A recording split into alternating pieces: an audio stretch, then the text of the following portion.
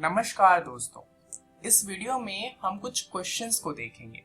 ये सभी क्वेश्चन जैव प्रक्रम वाले अध्याय से लिए गए हैं और इन क्वेश्चंस को देखने का उद्देश्य ये है कि आपको एक आइडिया लग सके कि परीक्षा में किस तरह के सवाल पूछे जा सकते हैं। और जब आपको पता होगा कि सवाल किस तरह के आ सकते हैं तो आप ज्यादा अच्छे से प्रैक्टिस कर सकते हैं उनकी। और इसीलिए इस वीडियो का नाम है प्रैक्टिस क्वेश्चन। तो चलिए शुरुआत करते हैं हमारे पहले सवाल से। हमारा पहला सवाल है, आवनिक गतियां जीवन के लिए क्यों आवश्यक है। अब हम जानते हैं कि हमारे शरीर में जितने भी प्रक्रम होते हैं उन सभी के लिए आवनिक गतियां जरूरी होती हैं। हमारे शरीर की मरम्मत के लिए या फिर उसे ऊर्जा देने के लिए या फिर किसी भी चीज के लिए हमें आवनिक गतियों की जरूरत होती है और इसलिए ये बहुत ज्यादा महत्वपूर्ण है। तो हमें उत्तर भी कुछ इसी तरह का लिखना है। सजीव की संरचना सुसंगठित होती है। उनमें उत्तक हो सकते हैं, उत्तकों में कोशिकाएं होती हैं और कोशिकाओं में छोटे छोटे घटक होते हैं। सजीव की यह संगठित एवं सुव्यवस्थित संरचना समय के साथ साथ पर्यावरण के प्रभाव के कारण विघटित होने लगती है। तो यहाँ पर हमने एक्सप्लेन किया है कि जो सजीव होते हैं वो एक सुसंगठित संरचना होती है और समय के साथ साथ ये विघटित होने लगते हैं और इसीलिए जीवों के शरीर को मरम्मत तथा अनुरक्षण की आवश्यकता होती है। अब क्योंकि ये सभी संरचनाएं अणुओं से बनी होती है, अतः उन्हें अणुओं को लगातार गतिशील बनाए रखना चाहिए और इसीलिए जो आवनिक गतियां होती हैं वो बहुत ज्यादा महत्वपूर्ण हो जाती है। चलिए अब देखते हैं हमारा दूसरा सवाल। हमारा दूसरा सवाल है, यह विवाद क्यों है कि विषाणु जीवित है या फिर नहीं है। अब इसके बारे में हम जानते हैं कि विषाणु कोई सी भी आवनिक गतियां नहीं दर्शाता और इसलिए हम उन्हें सजीव नहीं मान सकते, परंतु जब वो किसी कोशिका को संक्रमित करता है तब वह आवनिक गतियां दिखाता है, तो अब उस समय वो जीवित माना जा सकता है और इसीलिए यह विवाद है। तो हम इसे कुछ इस तरह से ही इसका उत्तर लिखेंगे। आमतौर पर विषाणु को निर्जीव माना जाता है। अब यहाँ पर हमने लिखा है आमतौर, क्योंकि विषाणु निर्जीव नहीं होते।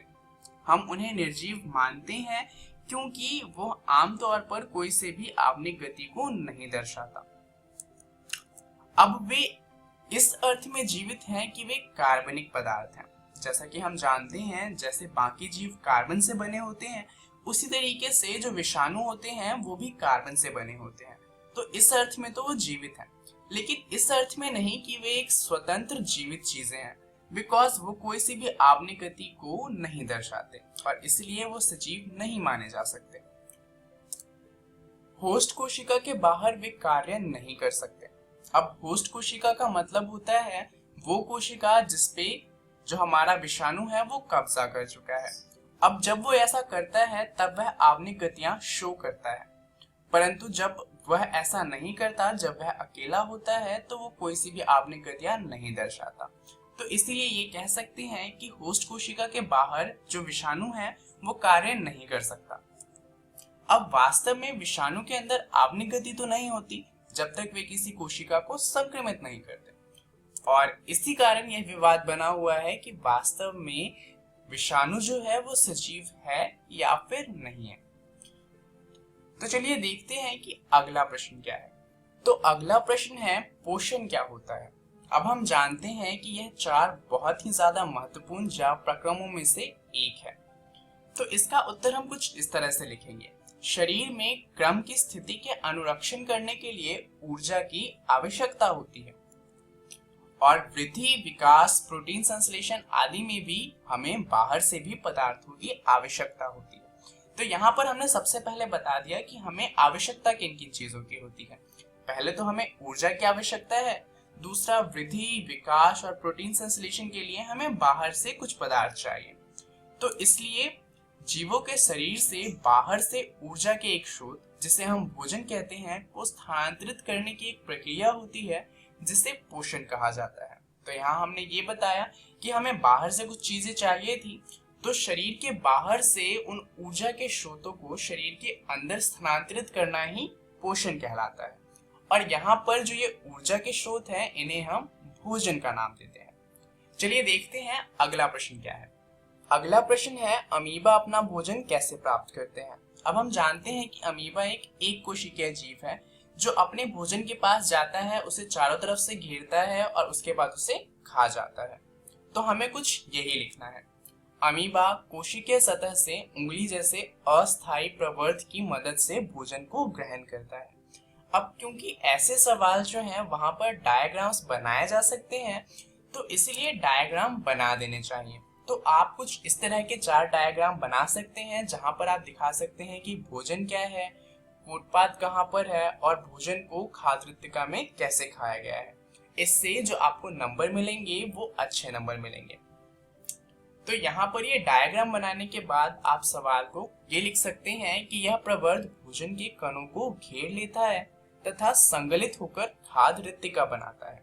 अब खाद्य वृत्तिका क्या होता है, ये दरअसल जो हमारा भोज्य पदार्थ है उसको चारों तरफ से घेरा हुआ एक गोला होता है जिसे अमीबा ने बनाया होता है। खाद्य वृत्तिका के अंदर जटिल पदार्थों का विघटन सरल पदार्थों में किया जाता है और वे कोशिका द्रव में विस्तृत हो जाते हैं और इस तरीके से अमीबा अपना भोजन प्राप्त करता है। चलिए देखते हैं अगला प्रश्न क्या है। तो अगला प्रश्न है, क्षुद्रांत के माध्यम से भोजन के अवशोषण की व्याख्या करें। तो चलिए देखते हैं कि इसका उत्तर क्या होगा। क्षुद्रांत पूर्ण पाचन का स्थल है। अब ये बात तो हम जानते हैं कि जितना भी पाचन होना होता है वो क्षुद्रांत तक हो चुका होता है। आगे हम लिख सकते हैं कि क्षुद्रांत के आंतरिक आस्तर पर अनेक उंगलियों जैसे प्रवर्ध होते हैं जिन्हें दीर्घरोम कहते हैं और ये अवशोषण का सतही क्षेत्रफल बढ़ा देते हैं। क्षेत्रफल बढ़ने से जो अवशोषण की दर है वो और ज्यादा बढ़ जाती है। अब यहाँ पर आप दीर्घरोम का क्या काम होता है वो बता सकते हैं कि दीर्घरोम में रुधिर वाहिकाओं की बहुतायत होती है जो भोजन को अवशोषित करके शरीर के प्रत्येक कोशिकाओं तक पहुंचा देता है। अब यहाँ पर आप चाहें तो आप दीर्घरोम की एक डायग्राम को भी बना सकते हैं, जैसे यहाँ पर दिखाया गया है क्षुद्रांत और क्षुद्रांत में दीर्घरोम को दिखाया गया है। अब इसके बाद आप ये भी बता सकते हैं कि किसका पाचन किस रूप में होता है। उदाहरण के लिए आप बता सकते हैं कि वसा का पाचन होता है वसा अम्ल में, प्रोटीन का पाचन होता है अमीनो अम्ल में और कार्बोहाइड्रेट का पाचन होता है ग्लूकोज में। चलिए देखते हैं अगला प्रश्न क्या है। अगला प्रश्न है, पौधों में जल और खनिज वहन के बारे में बताएं। तो अब हम जानते हैं कि पौधों में जल और खनिज वहन होता है जाइलम की मदद से। तो यहाँ पर हमसे पूछा गया है जाइलम के बारे में बताने के लिए। तो हम पहले लिखेंगे, जाइलम उत्तकों की मदद से पौधों में पानी और खनिज का प्रवाहन किया जाता है। पानी जड़ कोशिकाओं में प्रवेश करता है और पानी के एक स्तंभ का निर्माण करता है जो पानी को ऊपर की ओर धकेलता है।